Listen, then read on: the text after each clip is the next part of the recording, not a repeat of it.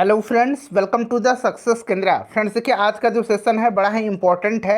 आज इस सेशन में हम लोग बिहार पुलिस का जो एग्ज़ाम 1, 7 और 15 अक्टूबर 2023 को लिया जाएगा, उसके लिए फ्रेंड्स हम लोग जीके और साइंस के साथ ही साथ कुछ हिंदी के भी और कुछ अंग्रेजी के भी महत्वपूर्ण प्रश्नों को इस वीडियो में हम डिस्कस करेंगे। देखिए, बड़ा ही इंपॉर्टेंट सेशन है, इसको आप पूरा लगाइए। ऐसा समझिए कि आप एग्जामिनेशन हॉल में बैठे हुए हैं और पेपर दे रहे हैं, और सभी लोग अपना अपना स्कोर जो है कमेंट करके ज़रूर बताइएगा। देखिए, हमारे चैनल के माध्यम से बिहार पुलिस की बेहतरीन तरीके से तैयारी कराई जा रही है। अब बहुत ही कम समय बच गया है, 1-2 दिन का समय और शेष रह गया है। जिनका 1 तारीख को पेपर है वो लोग सभी वीडियोज़ को एक बार देख लीजिए जो हमने कराया हुआ है। सभी का लिंक आपको डिस्क्रिप्शन बॉक्स में मिल जाएगा, और इस तरह से आपका बेहतरीन रिवीजन हो जाएगा एग्जामिनेशन के लिए। चलिए स्टार्ट करते हैं आज का सेशन। सभी लोग जल्दी से एक बार सेशन को लाइक कर दीजिए, और इसका लिंक किसी भी एक ग्रुप में जहाँ कहीं भी आप हैं वहाँ पर शेयर कर दीजिएगा। चलिए फ्रेंड्स, देखिए आज के सेशन का पहला प्रश्न पढ़ेंगे। देखिए, पहला प्रश्न है कि पंचायत समिति के सदस्य अक्सर कितने वर्ष के लिए चुने जाते हैं। आंसर आपको कमेंट बॉक्स में कमेंट करते चलना है, और पूरा सेशन जब लगा लीजिएगा तो आप अपना स्कोर ज़रूर कमेंट करके बताइएगा। चलिए यहाँ पर ध्यान दीजिएगा, और देखिए डेली शाम में full length practice set, full length mock test Bihar police के लिए चलाया जाता है। तो अगर आपने अब तक सभी मॉक टेस्ट को नहीं लगाया है, फुल लेंथ प्रैक्टिस सेट को अब तक नहीं लगाया है, तो एक बार लगा लीजिएगा। कम समय में आपका बेहतरीन तरीके से रिवीजन हो जाएगा। देखिए ध्यान दीजिएगा, पंचायत समिति की कार्य अवधि 5 वर्षों की होती है। इसकी पहली बैठक से अगले 5 वर्षों तक कार्य अवधि होती है, और पंचायत समिति के निर्वाचित सदस्य अपने बीच में से 2 सदस्यों को प्रमुख और उप प्रमुख के रूप में चुनते हैं। ऑप्शन इसका 2 राइट आंसर हो जाएगा, 5 वर्ष। क्लियर है, पंचायत समिति के सदस्य अक्सर 5 वर्ष के लिए चुने जाते हैं। अच्छा, विधानसभा के सदस्य 5 वर्ष के लिए, लोकसभा के सदस्य भी 5 वर्ष के लिए, राज्यसभा के सदस्य 6 वर्ष के लिए। आगे आपको प्रश्न मिलेगा अभी, ठीक है। और विधान परिषद के भी सदस्य 6 वर्ष के लिए चुने जाते हैं। देखिए दूसरा प्रश्न मिलेगी आपको कि राज्यसभा के सदस्य का कार्यकाल होता है। चलिए बताइए, देखिए राज्यसभा के सदस्य का कार्यकाल कितना होता है। तो फ्रेंड्स देखिए, राज्यसभा जो है एक अस्थाई सदन होती है, इसको भंग नहीं किया जा सकता। अगर प्रश्न पूछता है कि राज्यसभा की कार्य अवधि, तो राज्यसभा की कोई कार्य अवधि नहीं होती है। राज्यसभा एक अस्थाई सदन होता है, इसको भंग नहीं किया जा सकता है। लेकिन वहीं राज्यसभा के सदस्यों का कार्यकाल 6 वर्ष का होता है, और उन सदस्यों में से 1/3 सदस्य जो है हर 2 साल में सेवानिवृत्त होते हैं। तो ये भी आप जरूर ध्यान रखिएगा, प्रश्न ये भी पूछा जाता है। राज्यसभा का पदेन सभापति कौन होता है। तो भारत का उपराष्ट्रपति होता है। वर्तमान में जगदीप धनखड़ भारत के उपराष्ट्रपति हैं। चलिए अगला प्रश्न करेंगे कि महिलाओं के मताधिकार से संबंधित सफ्रागेट्स मूवमेंट किस देश में चलाया गया था। बड़ा ही महत्वपूर्ण प्रश्न है। सफ्रागेट्स मूवमेंट जो है यह किस देश में चलाया गया था, बताइए। तो देखिए, सफ्रागेट मूवमेंट्स का उदय यूनाइटेड किंगडम में 20वीं शताब्दी में हुआ था, जब महिलाओं ने मताधिकार की मांग किया था। तो राइट आंसर इसका ग्रेट ब्रिटेन हो जाएगा। क्लियर, सफ्रागेट्स मूवमेंट जो है यह किससे संबंधित है। तो महिलाओं के मताधिकार से संबंधित है। क्लियर है, याद रखिएगा, प्रश्न इस तरह से भी बन सकता है। चलिए और देखिए 2010 से लेकर के 2023 तक में जितने भी बिहार पुलिस में हिस्ट्री, पॉलिटी और ज्योग्राफी के प्रश्न पूछे गए हैं, मैंने उनको कवर करा दिया है। अगर आपने उन वीडियोज़ को नहीं देखा है तो फटाफट देख लीजिए। अब समय बिल्कुल भी नहीं बचा हुआ है, महज 1-2 दिन का समय है, और अगर आप इन वीडियोज़ को देखेंगे तो बेहतरीन तरीके से आपका रिविज़न हो जाएगा। चलिए, डॉक्टर भीमराव अंबेडकर निम्न में से किसके साथ संबंधित नहीं थे। चलिए बताइएगा किसके साथ इसमें से संबंधित नहीं थे। तो यहाँ पर देखिएगा, ये शेड्यूल कास्ट फेडरेशन से संबंधित थे, बौद्ध धर्म से भी थे, संविधान निर्माण प्रक्रिया से भी संबंधित थे। क्लियर, तो ये आपको याद होगा। चलिए यहाँ पर देखेंगे, राज्य पुनर्गठन आयोग से संबंधित नहीं थी। राज्य पुनर्गठन आयोग की स्थापना फजल अली के नेतृत्व में किया गया था। क्लियर है, सब कुछ ध्यान रखिएगा। चलिए, प्रारूप समिति के अध्यक्ष कौन थे, जरा आप मुझे कमेंट करके बताइएगा कि संविधान सभा के प्रारूप समिति के अध्यक्ष कौन थे। चलिए एक बार कमेंट कर दीजिएगा आंसर। नेक्स्ट क्वेश्चन हमारा कि नस्लवाद का अर्थ होता है। नस्लवाद का क्या अर्थ होता है। नस्लवाद दरअसल क्या है।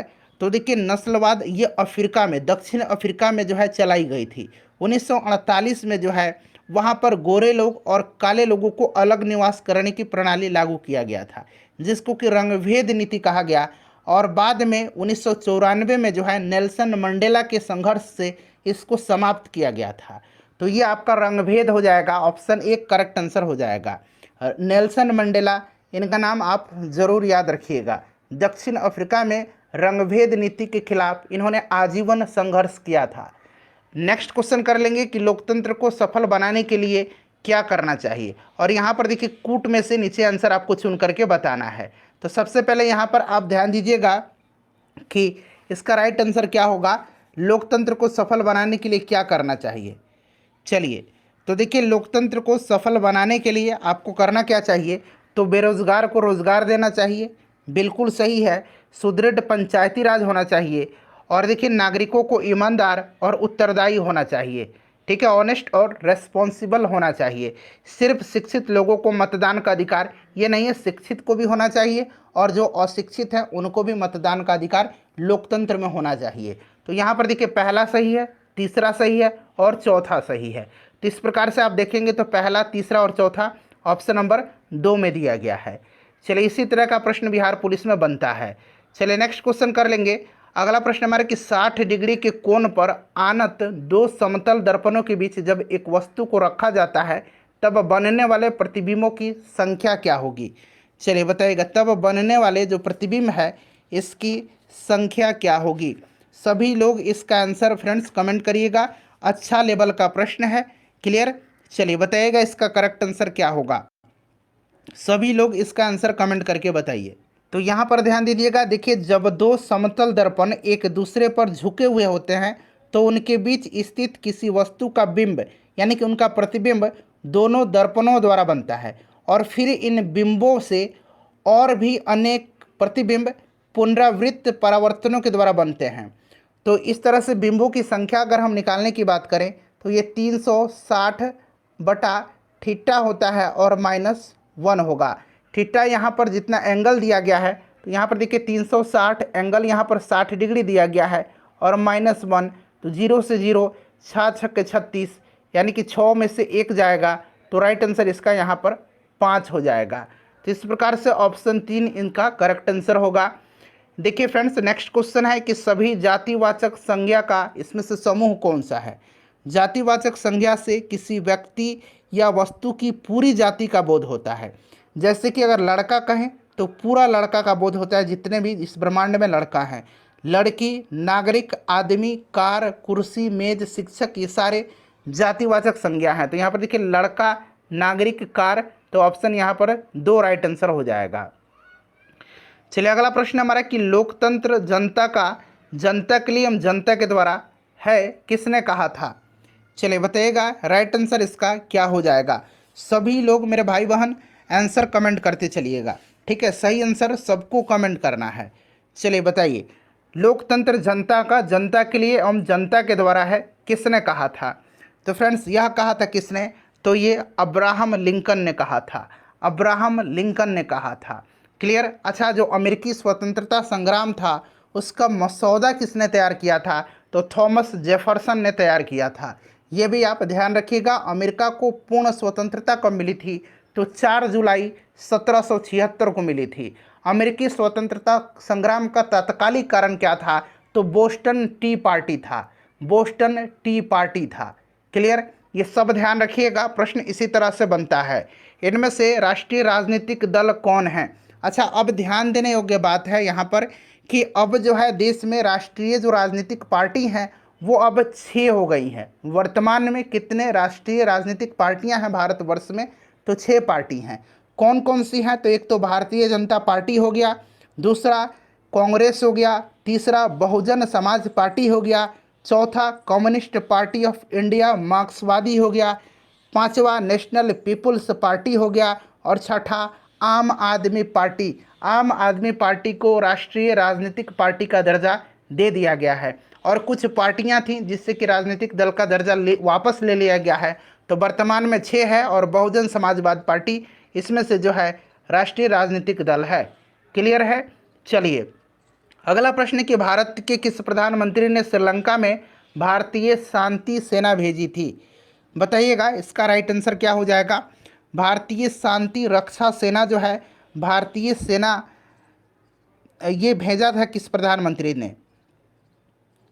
तो देखिए 1987 से लेकर के 1987 से 1990 के मध्य श्रीलंका में शांति स्थापना ऑपरेशन को क्रियान्वित करने के लिए यह भेजा था किसने?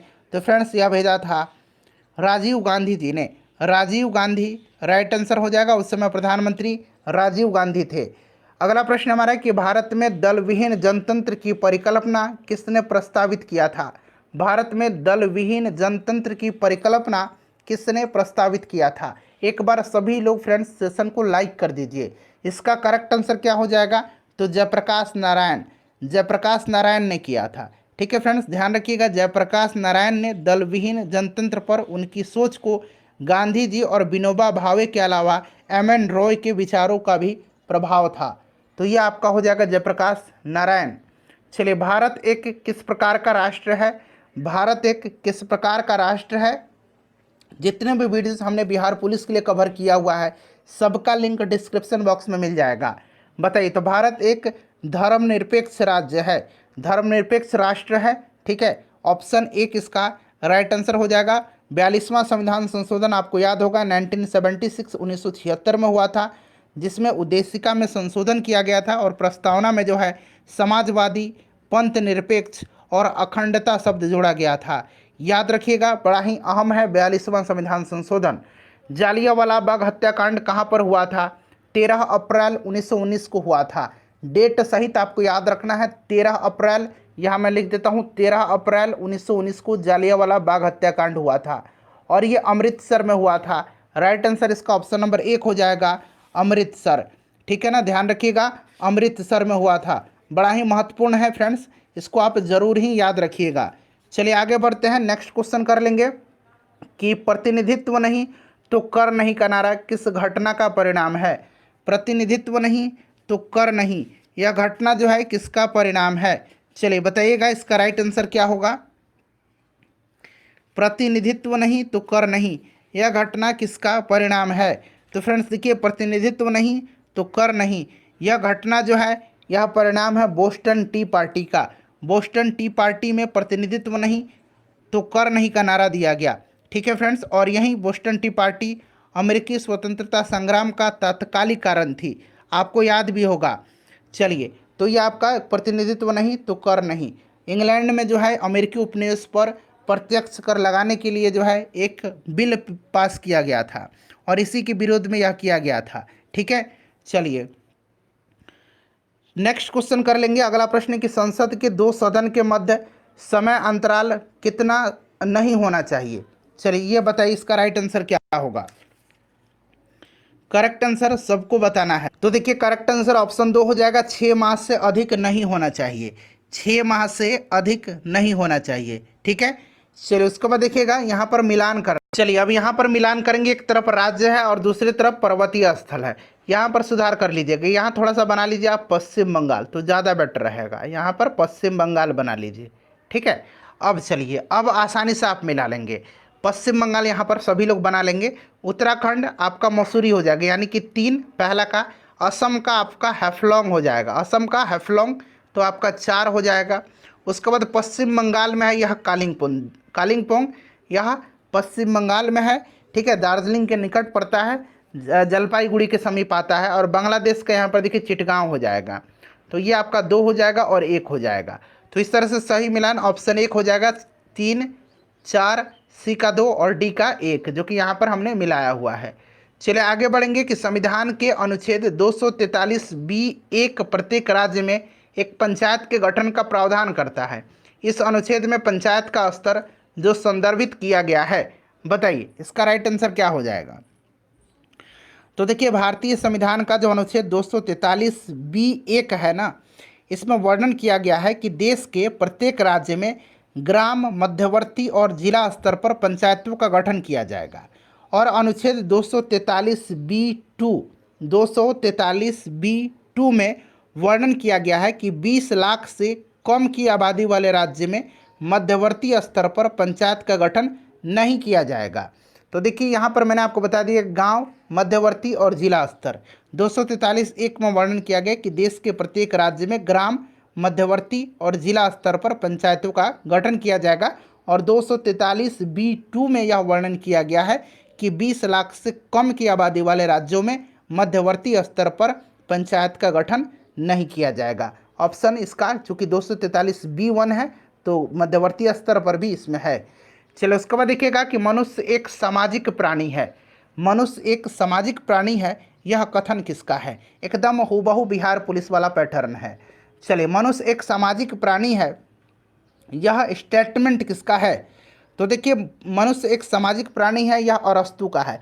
अरस्तु की एक पुस्तक है पॉलिटिक्स, इनकी एक पुस्तक का नाम है पॉलिटिक्स। ठीक है, पॉलिटिक्स में ही इन्होंने, अरस्तु ने कहा है कि मनुष्य एक सामाजिक प्राणी है और उनके अनुसार किसी व्यक्ति से पहले समाज आता है। ठीक है, तो यह आपका अरस्तु हो जाएगा। उसके बाद देखिए, अली अकबर निम्नलिखित में से कौन सा संगीत वाद्य यंत्र बजाते हैं? अली अकबर खान, ठीक है, अली अकबर खान इनका पूरा नाम है। ये कौन सा वाद्य यंत्र बजाते हैं? अच्छा, अमजद अली खान कौन सा बजाते हैं? अमजद अली खान तो सरोद बजाते हैं। सेम वही अली अकबर खान भी सरोद बजाते हैं। ठीक है, किसके शासनकाल के दौरान वेनसांग ने चालुक्य साम्राज्य की यात्रा किया था? वैसे तो आपको याद होगा कि वेनसांग हर्षवर्धन के शासनकाल के दौरान भारत आया था, लेकिन प्रश्न पूछा गया है कि किसके शासनकाल के दौरान वेनसांग ने चालुक्य साम्राज्य की यात्रा किया था। चलिए बताइएगा, राइट आंसर इसका क्या हो जाएगा? तो देखिए, चीनी यात्री था हेनस्वांग। ये पुलकेशिन द्वितीय के शासनकाल के दौरान 7वीं शताब्दी में चालुक्य राजवंश की यात्रा किया था और वह पुलकेशिन द्वितीय की शक्ति और प्रशासनिक कार्यकुशलता से बहुत अधिक प्रभावित हुआ था और उसने अपने विवरणों में हर्षवर्धन के विरुद्ध पुलकेशिन द्वितीय की विजय का भी वर्णन किया है। तो ध्यान रखिएगा, पुलकेशिन द्वितीय राइट आंसर हो जाएगा। देखिए, भारत के राष्ट्रपति को ध्यान से पढ़िएगा कि स्वेच्छा निर्णय अधिकार यानी कि विवेकाधिकार के अंतर्गत क्या प्राप्त है? चलिए बताइएगा, इसमें से क्या प्राप्त है भारत के राष्ट्रपति को स्वेच्छा निर्णय अधिकार के अंतर्गत? तो यहाँ पर देखेंगे तो इसका राइट आंसर हो जाएगा प्रधानमंत्री की नियुक्ति। किस प्रकार से?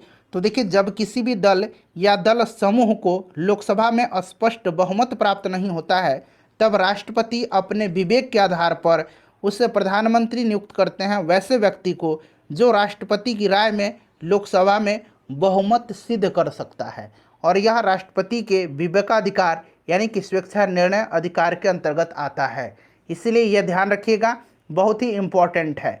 अच्छे लेवल के प्रश्न इसमें है, कुछ आसान भी हैं, कुछ टफ भी हैं। चलिए अगला प्रश्न है कि सिंधु घाटी सभ्यता की लिपि कौन सी है? सिंधु घाटी सभ्यता की लिपि आपसे पूछा जा रहा है। चलिए बताइएगा, सिंधु घाटी सभ्यता की लिपि जो है यह स्पष्ट पढ़ी नहीं गई है, यह जो है यह अज्ञात लिपि है। ऑप्शन इसका 2 राइट आंसर हो जाएगा। चलिए नेक्स्ट क्वेश्चन है कि निम्न में से कौन सी साहित्यिक कृति कृष्णदेव राय ने लिखी थी? कृष्णदेव राय ने कौन सी इसमें से साहित्यिक कृति लिखी है?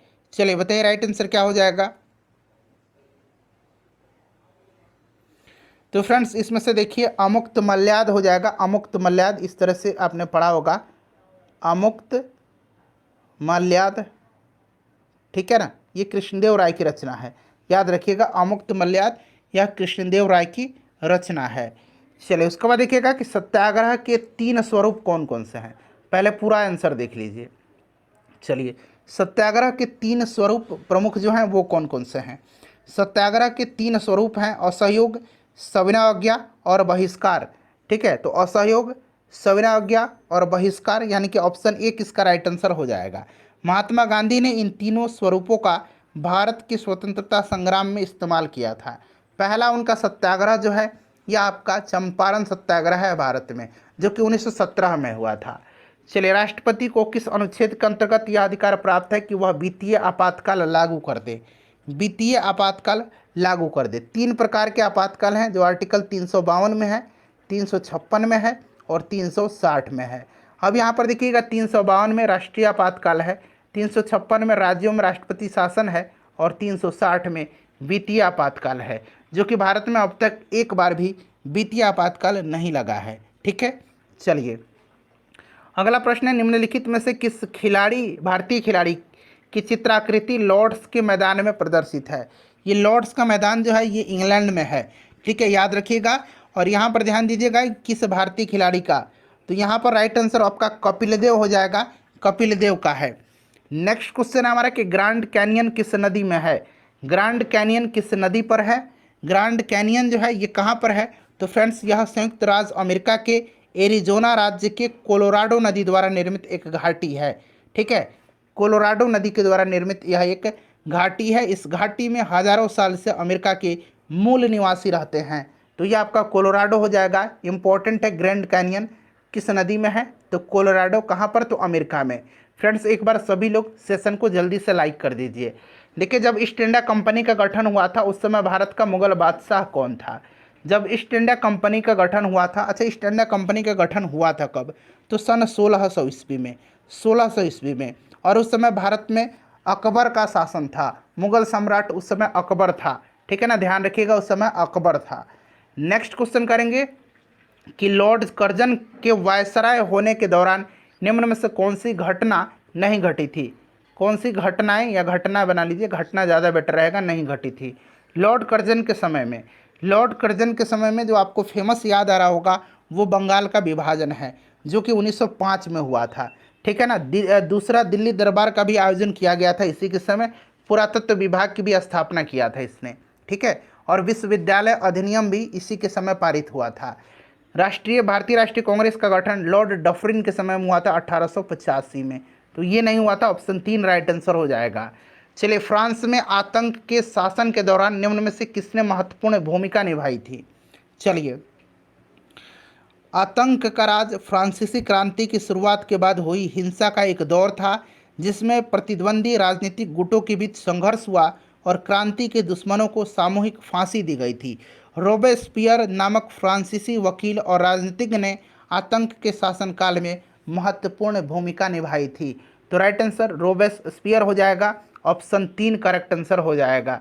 चलिए, अगला प्रश्न है कि वह मिट्टी जो वर्षा के कारण गहन निक्षालन की प्रवृत्ति होती है क्या कहलाती है। वह मिट्टी जो वर्षा के कारण गहन निक्षालन की ओर प्रवृत्त होती है क्या कहलाती है। चलिए बताइए, सभी लोग आंसर कमेंट करिए, राइट आंसर क्या हो जाएगा इसका।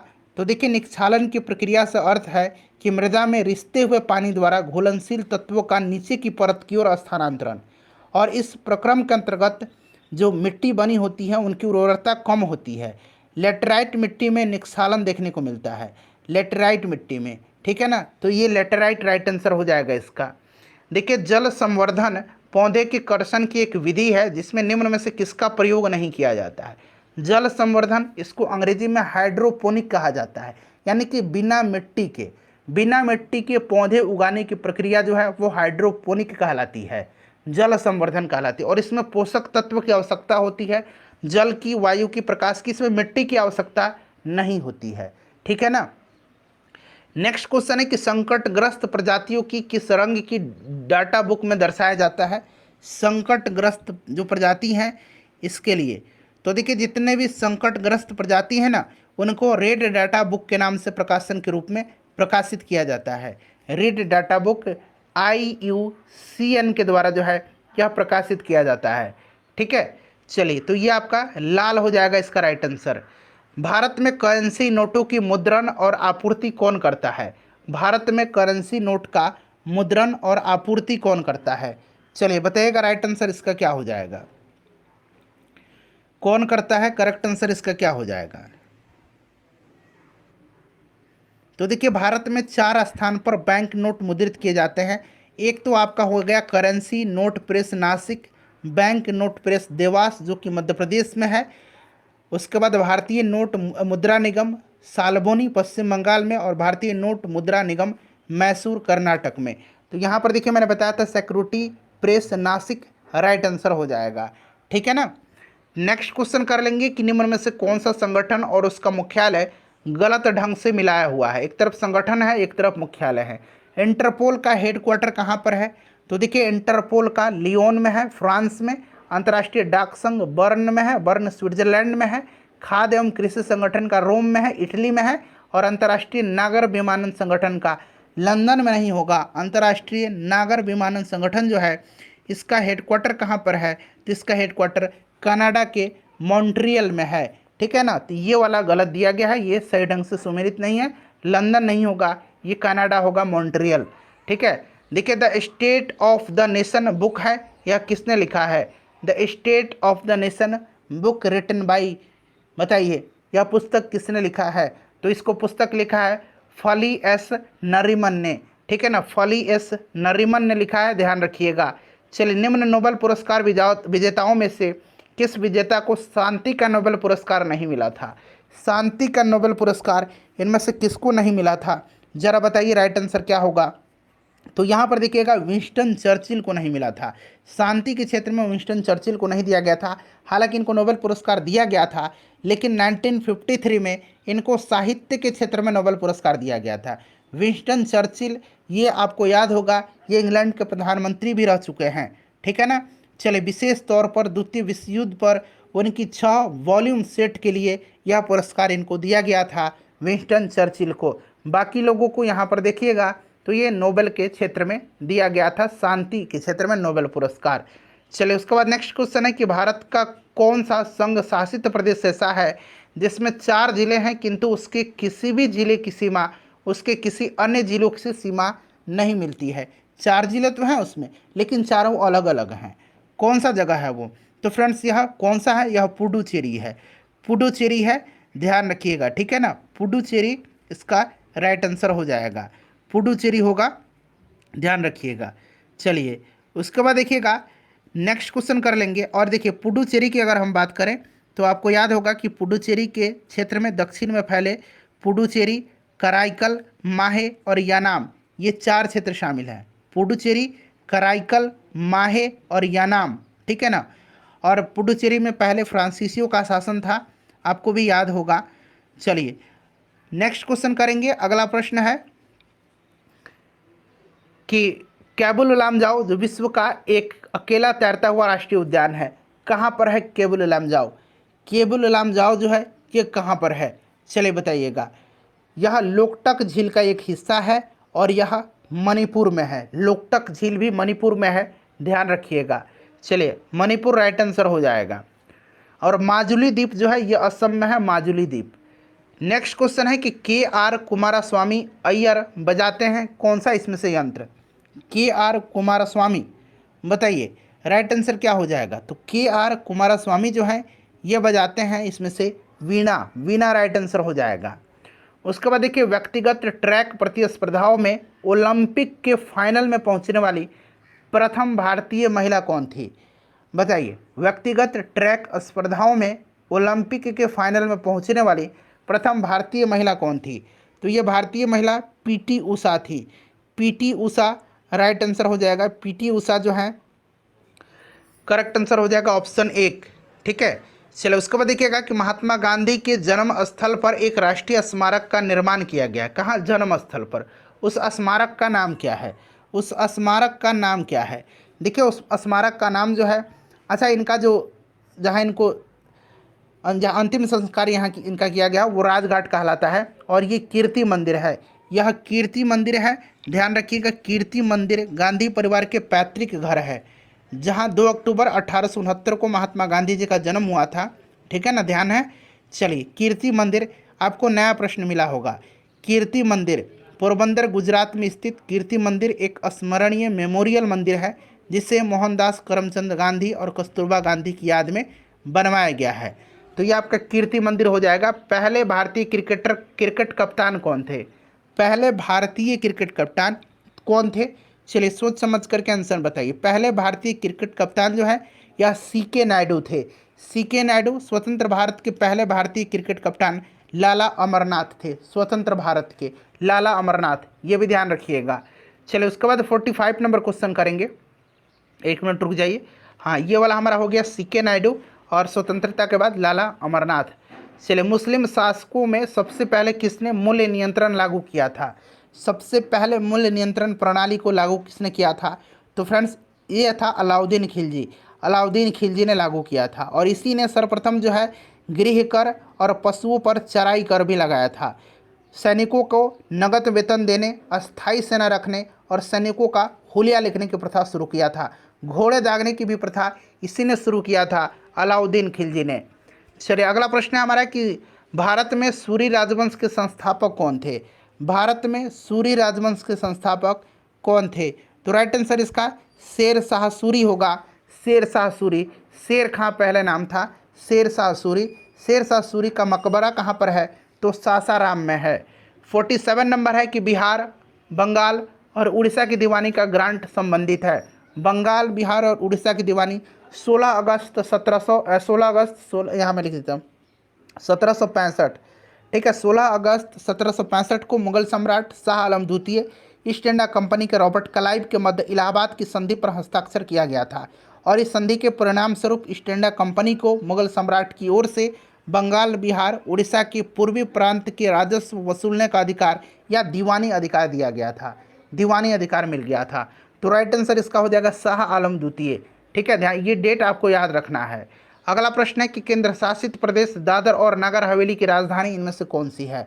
चलिए इसका आंसर आप कमेंट करके बताइएगा जब अपना स्कोर बताइएगा तब, ठीक है ना। अगला प्रश्न करेंगे कि एक प्रकार की वर्षा जो हवा के पहाड़ियों की पट्टी के साथ ऊपर उठने के कारण होती है, क्या कहलाती है? एक प्रकार की वर्षा जो हवा के पहाड़ियों की पट्टी के साथ ऊपर उठने के कारण होती है, क्या कहलाती है? बताइए राइट आंसर क्या हो जाएगा। तो देखिए, हवा के पहाड़ियों की पट्टी के साथ ऊपर उठने के कारण जो वर्षा होती है उसको पर्वतीय वर्षा कहा जाता है, उसको पर्वतीय वर्षा कहा जाता है। चलिए, राष्ट्रकूट, प्रतिहार और पाल का संबंध है, बताइए। राष्ट्रकूट, प्रतिहार और पाल वंश के राजाओं के बीच परमाधिकार के लिए त्रिदिशीय संग्राम हुआ था, ठीक है ना। तो यहाँ पर देखिए त्रिदिशीय संग्राम हो जाएगा, याद रखिएगा। इन 50 प्रश्नों में से अपना स्कोर बता दीजिए और मैंने जो प्रश्न पूछा है उसका आंसर कमेंट करके बता दीजिए। सेशन को लाइक कर दीजिए और शेयर कर दीजिएगा। शाम में आपको फुल लेंथ प्रैक्टिस सेट मिलेगा, सभी लोग सेट को जरूर लगाइए।